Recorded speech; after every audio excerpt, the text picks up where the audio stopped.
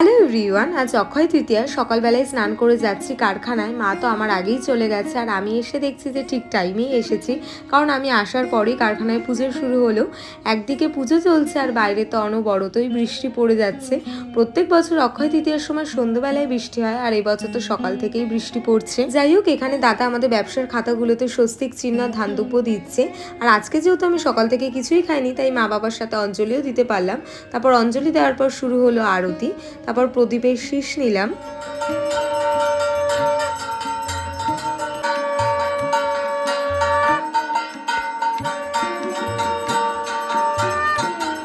পুজো হয়ে যাওয়ার পর দাদা সবাইকে শান্তির জল ছিটিয়ে দিলে। এখন মা সব পাতাগুলোতে প্রসাদ বাড়ছে, আর আমি প্রসাদ দিয়ে আসবো। তো সবাইকে প্রসাদ দিয়ে আসার পর আমি একটু প্রসাদ খেলাম। আর পুজো হয়ে যাওয়ার পর যে বাসনগুলো ছিল এখানে মা মেজে রেখে দিয়েছে।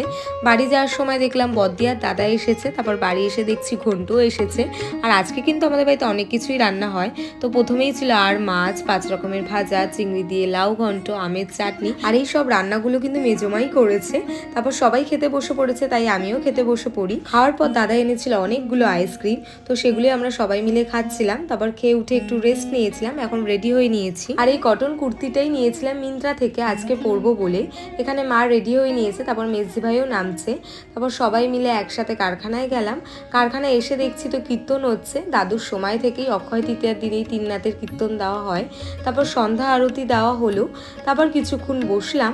আর আজকে এই খিচুড়ি আলুর দমের ব্যবস্থা করা হয়েছে সবাইকে দেওয়ার জন্য। তার সাথে কিছু পার্সেলের ব্যবস্থা করা হয়েছে। তারপর শুরু হলো প্রসাদ দেওয়া। দেখতেই পাচ্ছ এখানে সবাইকেই প্রসাদ দেওয়া হচ্ছে। আর এরই মাঝে মা আমাকে প্রসাদ এনে দিল। তারপর বোনও এসছে। আজ সকাল থেকেই তো পড়ায় ব্যস্ত ছিল, তাই এখন এসেছে। এখন ঘড়িতে বাজে 10টা, প্রায় প্রসাদ শেষ হয়ে গেছে। তারপর দিদিদেরকে টাটা করে বাড়ি চলে আসে, কারণ অনেকটাই রাত হয়ে গিয়েছে। আর মা তো আমাদের আসার কিছুক্ষণ আগেই বাড়ি এসছে। আর আজকেও একটা ক্যালেন্ডার আর মিষ্টির বাক্স পেয়েছি। তারপর মা আমাকে আর বোনকে খাইয়ে দিল। তো এই ব্লগটাকে এখানেই এন্ড করছি। So by.